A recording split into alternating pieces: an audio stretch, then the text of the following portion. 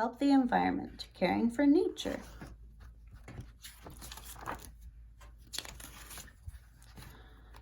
What is the environment? The environment is the world around us. We need to care for the environment. What lives in the environment? Plants and animals live in the environment. Plants and animals are part of nature. Ways to help the environment. Bees need wildflowers. When we do not pick wildflowers, we help bees. We help the environment. Butterflies need wildflowers. When we do not pick wildflowers, we help butterflies. We help the environment. Birds lay eggs in nests.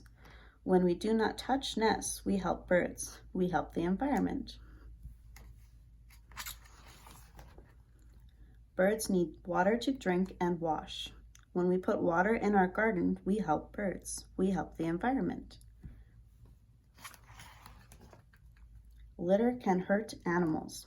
When we pick up litter, we help animals. We help the environment.